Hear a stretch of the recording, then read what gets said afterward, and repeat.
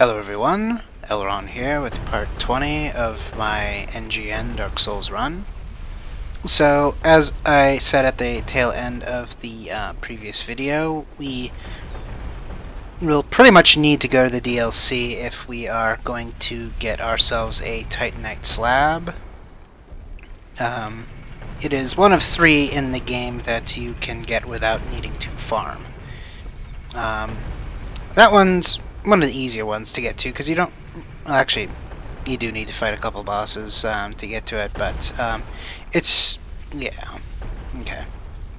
I won't call that the easiest. The easiest is probably actually back in the Undead Asylum. There's a way to go back to it. I've been holding off on doing that, mainly because I'd like to do the catacombs first.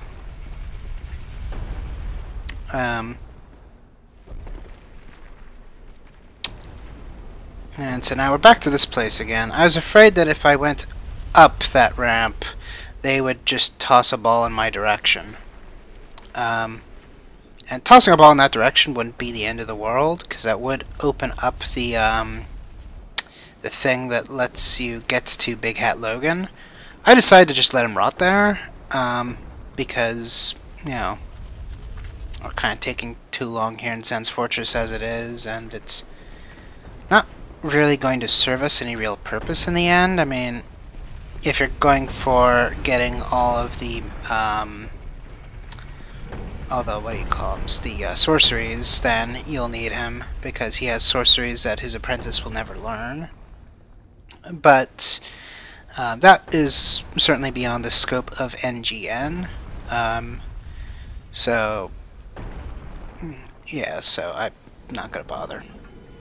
But I am going to bother waiting for this ball, because sometimes, even with a full sprint, with your nice light load, that ball, you see how I just barely made it and I had to cut every corner to do so?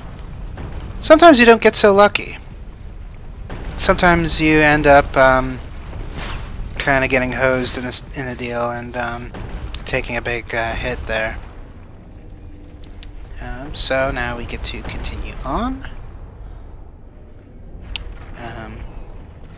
Getting pretty close to the roofs, and that's going to be good. On the roof we can stop the balls, which actually make Sigmir continue his storyline. And the reason why we care about Sigmir's storyline is his storyline is one of the ways to get the titanite slabs.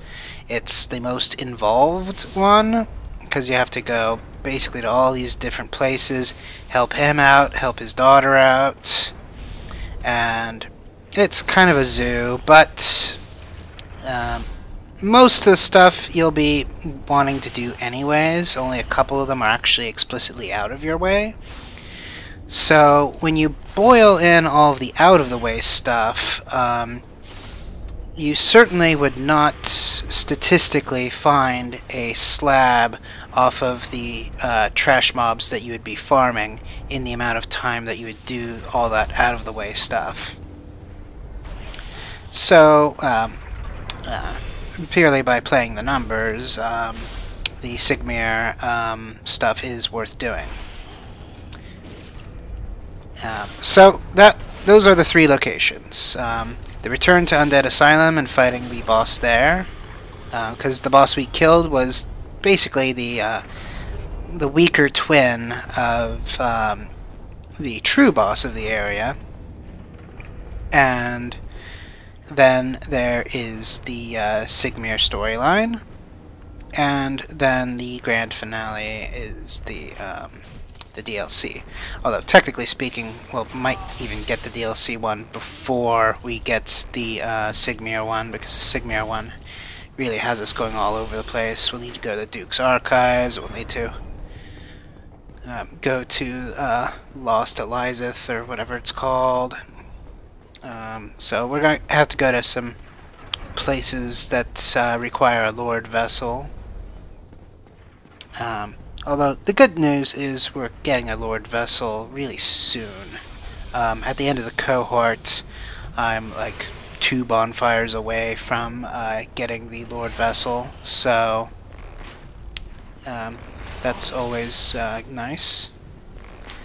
Although I didn't stock up on poison arrows, so before doing all this Sense Fortress stuff, so like before visiting Andre and after visiting Frampt, it might make sense to go over to Moss Lady and you know, get 25 to 100 poison arrows. I mean, if you want to really go nuts and just cap out, feel free, but it's more than we need for now. With like 25 or 100, because you only need like 2 to 4 to poison most opponents, and then you let it sit for forever. So I'll just have to make do with like feather arrows then, because there's some guys that will be annoying in Orlando in the next cohort. I haven't dealt with them yet, so they'll be in the following cohort. So after the final video of this cohort, and for whatever reason, I'm not aiming at this guy's head. Eventually, I get smart and do start aiming at his head. I guess I kind of forgot that headshots had more value. I've probably been playing too much Dark Souls 2 at this point, because in 2, there's that stupid soul memory thing, which makes it so that you don't really ever want to be an archer, because you'll never be able to afford arrows, because if you get arrows instead of leveling up, you're essentially stunting your growth and getting invaded by tougher people and stuff like that. So, I mean, once your soul memory is 45 million, it doesn't matter, because everybody just gets put into a top tier bracket. So at that point you could be an archer, but by then you're pretty much in everything. I mean, I'll be a Grandmaster Hexer, and have nothing else to do with my life long before I'd have 45 million soul memory. So archery kind of becomes a moot point at that point. So basically I'm just no longer in a mindset of headshots, given the fact that headshots don't really have a concept for me in 2, because sorceries, you don't really have good aiming. You just have, the targeting system and maybe blind fire in one of the 3 angles. You could do straight out, 60 degrees above, 60 degrees below, or something like that. And it's kind of tough to get it to really do what you need it to do, unless you're just locked on to your target. So here I'm hiding in safe spots and letting him throw, and basically when I hear a boom or see a flash, I know it's time for me to roll. Not tumble roll, but move out roll.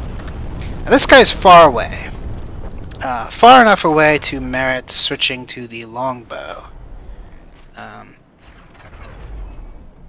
So we hit him for 64, and then eventually I'm like, okay, let's see how longbow fares.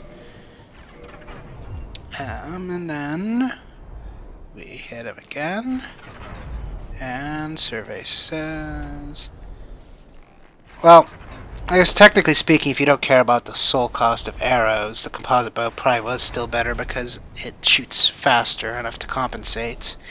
But up to you. I obviously have a Dark Souls 2 mentality right now, where I'm fearing soul memory or something stupid like that. So we're actually getting pretty close to the point where we will have the shortcut, and also the guy that will sell us large titanite shards. So these are certainly good things. So now that that guy's dead, we can go back and loot the things that were trying to lure us into traps. So that will be it for this video. I will see you next video. Good luck, have fun.